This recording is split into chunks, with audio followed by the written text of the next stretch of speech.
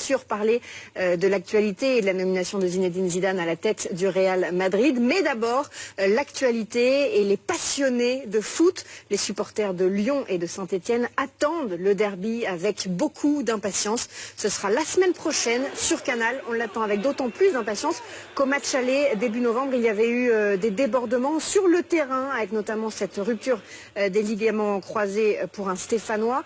Des violences qu'on voit de temps en temps sur les terrains. Lors de ces derbies, il se passe toujours quelque chose. Alors pourquoi il y a cette rivalité historique entre les deux clubs? Pourquoi Saint-Etienne et Lyon se détestent à ce point-là? C'est une enquête d'Étienne Pidou avec Christelle Schneider.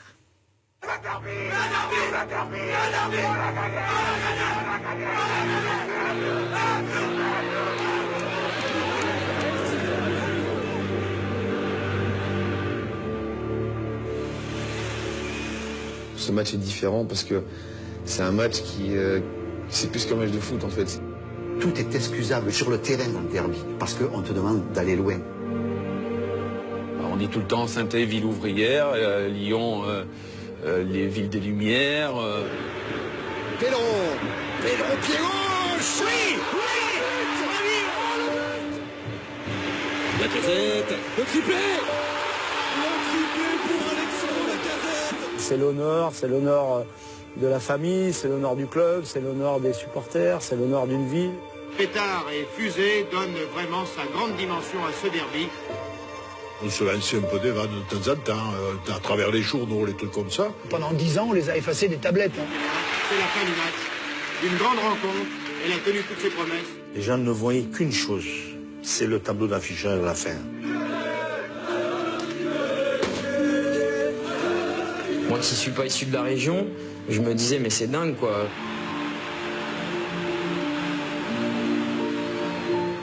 Je pense que c'est aussi important dans les deux clubs. Lyon, il va jamais vivre sans Saint-Etienne, et le contraire aussi. Il n'y en a qu'un derby, c'est Saint-Etienne-Lyon ou Lyon-Saint-Etienne. C'est le plus gros derby du championnat de France. Et les autres derbys, ça n'a rien à voir. Un combat qui s'écrit depuis 1951. Une lutte qui a déjà connu 111 épisodes. Un affrontement avec ses effusions et ses débordements. Un duel qui fascine les foules au point d'établir des records d'affluence, comme en 1980. Ceux qui vont faire cet exceptionnel, qui vont fabriquer cette exceptionnelle rencontre entre les voisins lyonnais et stéphanois, eh bien ce sont les 50 000 témoins du stade de Gerland. Le tout nouvel entraîneur de Lyon, Bruno Genesio, avait alors 14 ans. Ce jour-là, il se trouvait dans le virage de la Pendule, comme simple spectateur. Il y avait du monde absolument partout dans ce stade, même à des endroits incroyables, sur le toit de la tribune Jean Jaurès, sur le toit de la tribune Jean Bouin, sur les pylônes électriques, donc le stade était plein à craquer. Et c'est le premier souvenir qui me vient à l'esprit quand je pense à un derby, c'est celui-ci. Des face-à-face fiévreux espérés par les joueurs des deux camps, génération après génération. Comment ce derby a-t-il acquis une telle aura? Sur quoi repose l'animosité entre Lyonnais et Stéphanois? «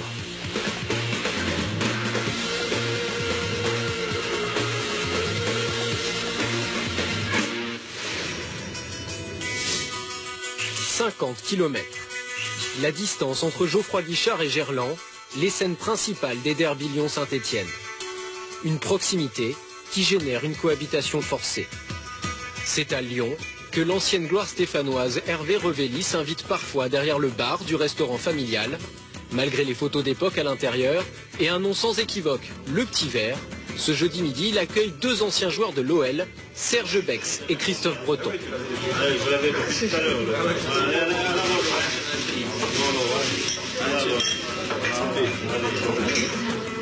Des voisins qui échangent. Tu étais pote avec les Lyonnais? Ah, il y avait des moments où j'étais très bien avec c'était Jeannot Maïsa. Enfin, c'était pas le temps. Ouais, c'est la santé. De façon plus ou moins amicale. Même quand il n'y a pas de match, on est en rivalité contre les Stéphanois. Quand on croise des Stéphanois, voilà, on klaxonne. On sent vraiment pas une haine, mais un sentiment très bizarre. Il y a l'envie de titiller, il y a l'envie de chambrer. Un rapprochement qui génère un match à part, jusque dans le voyage chez l'adversaire. C'est le seul déplacement où tu prends pas l'avion. Donc déjà tu vas en bus. Après j'aime le fait qu'ils mettent des banderoles, bienvenue en enfer, des trucs comme ça. J'adore ça, moi j'adore ça. Quand tu arrives là près des stades, toute cette inimitié, cette rage qu'il peut y avoir, des fois cette haine qu'il peut y avoir, ça galvanise. C'est un moment un peu particulier, cette arrivée en bus quand on arrive aux abords du stade. C'est vrai que c'est là où on se rend compte, c'est assez impressionnant. Te faire caillasser quand tu arrives, alors c'est pas drôle, hein, on est d'accord, mais j'ai jamais eu peur.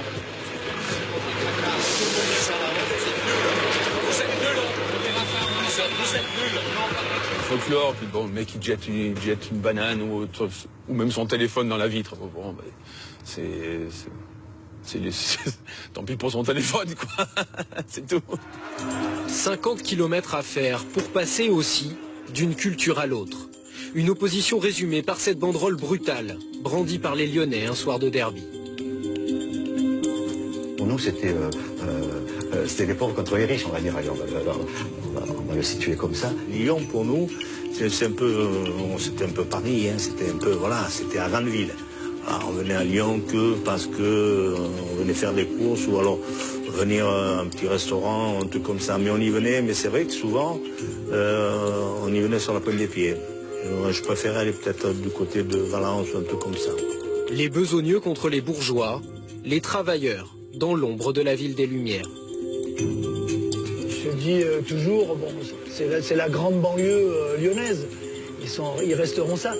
Sur le terrain, pourtant, pendant des décennies, le rapport de force semble bien différent, résumé par un slogan prononcé dès les tout premiers derbys.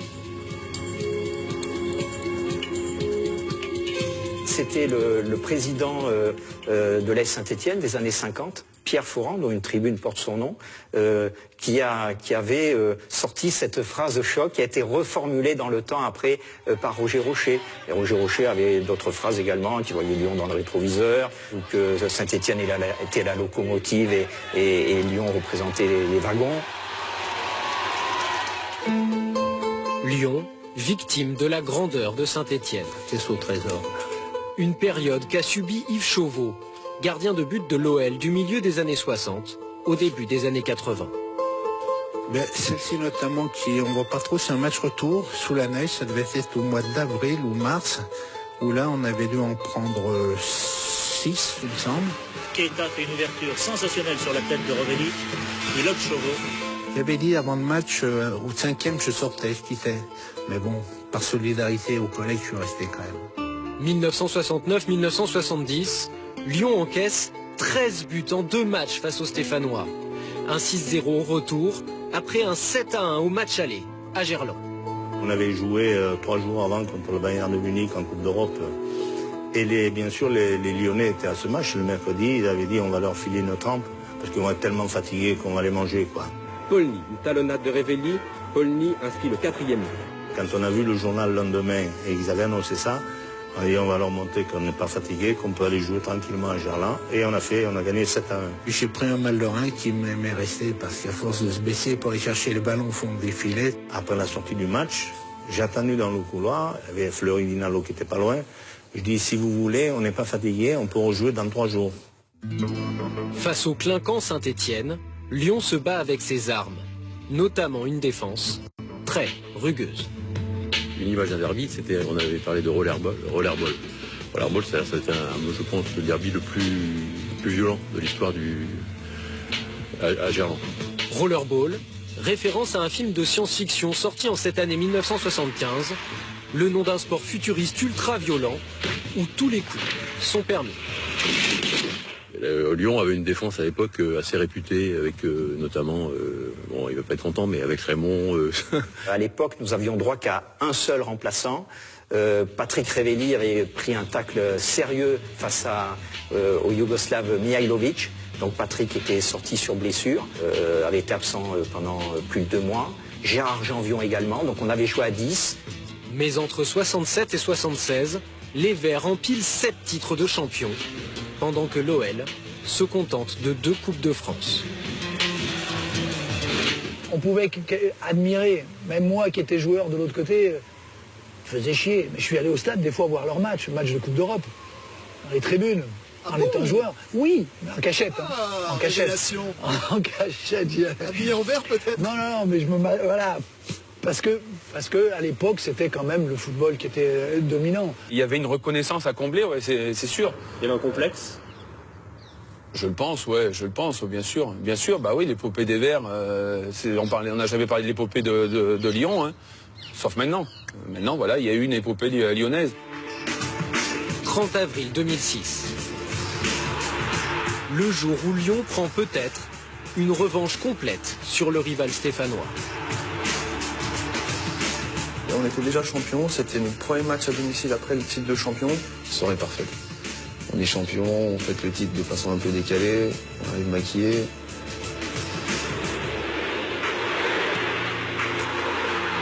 Et en plus on gagne 4-0, au final on survole le truc. 7 titres consécutifs. Pendant 16 ans, l'OL ne perd même pas un derby. Arrache des résultats favorables à la dernière minute, comme cette victoire 3-2 à Geoffroy Guichard sur un but de Sidney Govou.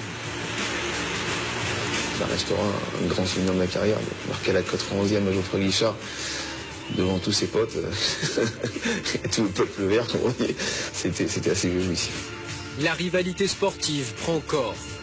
Un match entre le Grand Saint-Étienne et le Nouveau Lyon, comme dans cette interview de 2004 avec Robert Herbin, légende des Verts. Ce n'est pas l'Olympique lyonnais actuel qui peut faire de l'ombre au passé des Verts.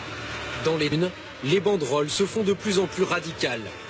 La chasse est ouverte, tuez-les, placeront de même les Stéphanois en 2007. J'étais un peu étonné avec le niveau de la rivalité. Je trouve qu'à chaque année, on dépasse un peu les limites. La rivalité s'infiltre jusqu'à des endroits sans aucun lien avec le derby, comme quand les joueurs lyonnais célèbrent leur Coupe de France en 2012.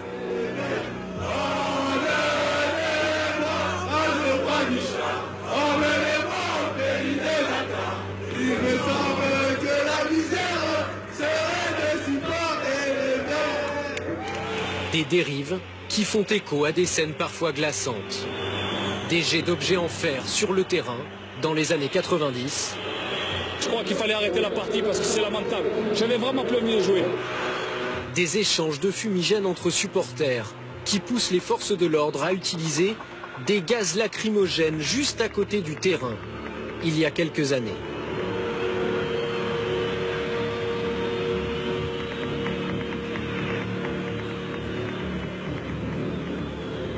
Il y a beaucoup de haine, il y a beaucoup de... c'est plus que... C'est plus le derby, et le premier derby que j'ai connu, quoi. C'est quelque chose qui fait peur. Voilà.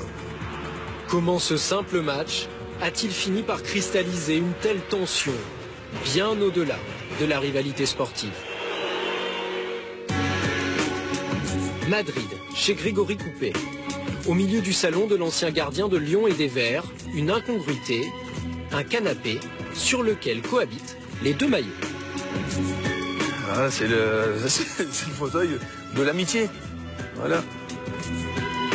On peut s'aimer. On peut porter le maillot et puis boire un verre sans problème. Pourtant, pour l'ancien Vert, l'atterrissage à Lyon pendant l'hiver 1997 n'a pas été sans turbulence. Moi, je me souviens des entraînements où à l'époque, les supporters étaient vraiment autour du terrain.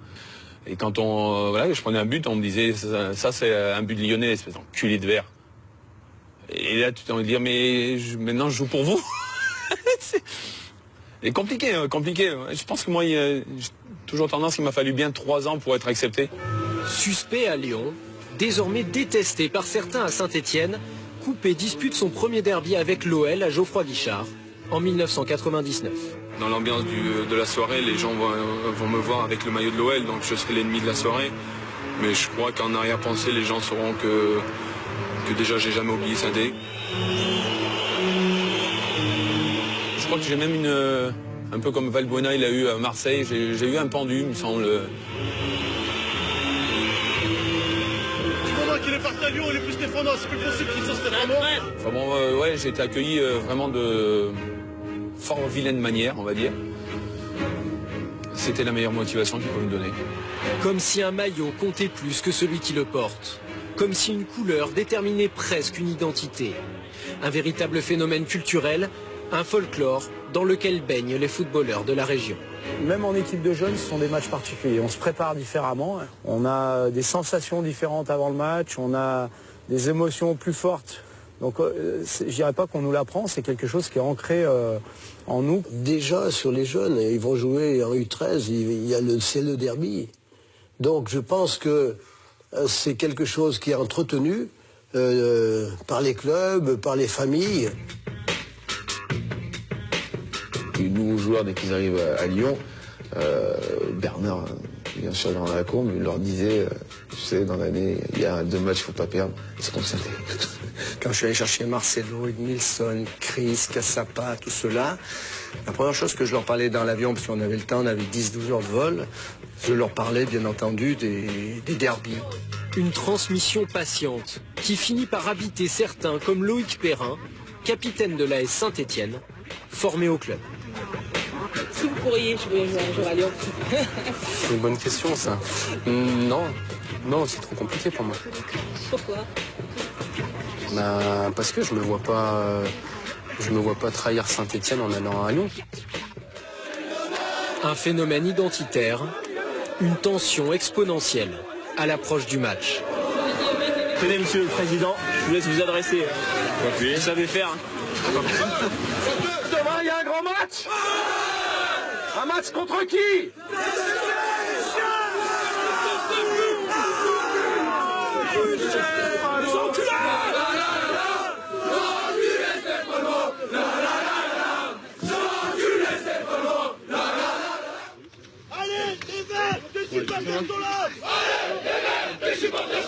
Les supporters omniprésents, jusqu'à quelques mètres du terrain d'entraînement, même la veille du choc.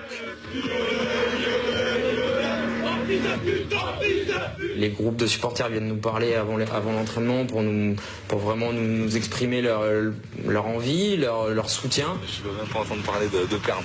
Si on est champion, c'est bien, mais perdre le derby, ça sera là. Je sens que c'est vraiment viscéral, quoi. C'est quelque chose qui leur prend aux tripes et c'est pas question de vie ou de mort pour eux, mais pas loin, quoi. Un contexte brûlant, traditionnellement entretenu dans les médias. Vous avez des consignes spéciales? Il faut casser les jambes et...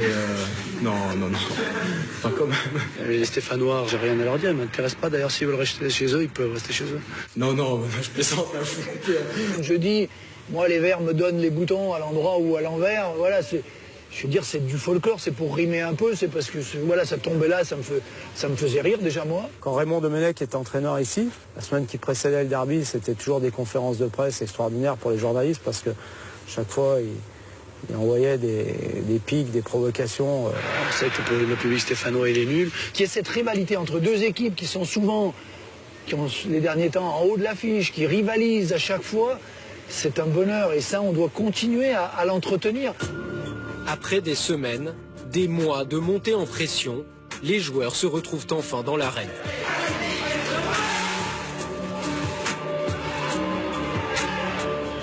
Un paroxysme d'émotion propice aux états seconds.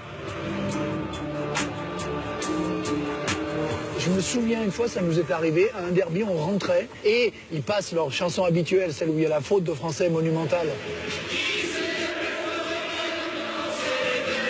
J'étais avec Patrick Baldassara, on était tous les deux devant, et on s'est rendu compte qu'on chantait la chanson. Non. Oui, on était pris par l'ambiance.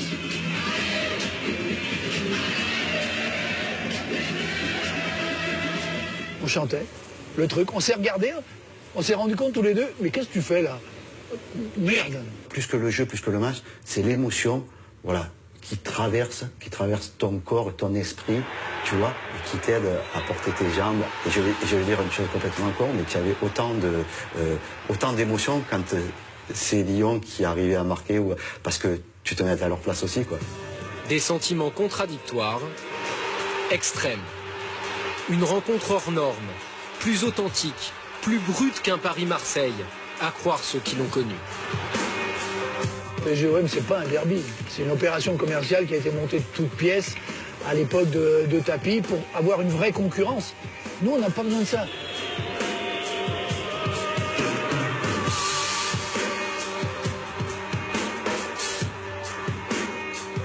Je sais pas comment l'expliquer. Je trouve que c'est plus fort dans les gènes entre Saint et Lyon qu'entre Paris et Marseille. Ce déferlement d'émotions semble désormais impossible à contenir les soirs de match. Une colère sourde des tribunes qui peut se déchaîner pour une écharpe pendue dans le but par Joël Batz en 2013. Je trouve qu'il y a un déséquilibre qui s'est créé par certains supporters qui se trompent. Pour moi, ils se trompent.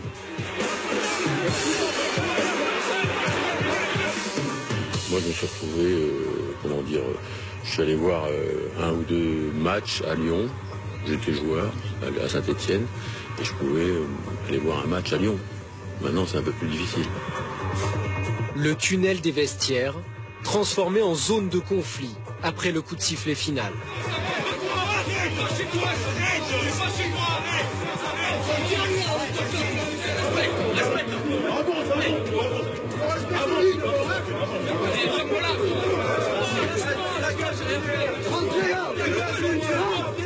L'odeur du derby semble désormais trop enivrante pour ceux qui le fabriquent.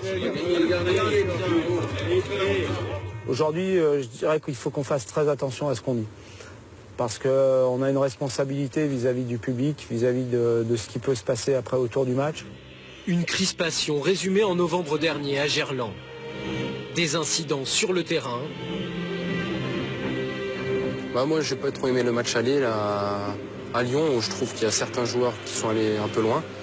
Après, ça fait partie du jeu. Des incidents après le coup de sifflet final, jusqu'au moment où les Stéphanois quittent l'enceinte lyonnaise. Je le fais aussi, effectivement, des derby. Georges Beretta qui se fait agresser, qui se fait casser sa voiture. Moi, j'ai des copains avec qui on roule en vélo, qui sont allés déposer plainte, leur voiture tout abîmée. Non, c'est pas comme ça, je vois le football. Les supporters, les joueurs, les clubs semblent à présent dépassés par le rituel du derby, son poids sportif et symbolique, son histoire. Aujourd'hui pris au premier degré, le folklore qui entoure ce duel peut-il subsister? Ou Lyon-Saint-Étienne est-il voué à s'édulcorer?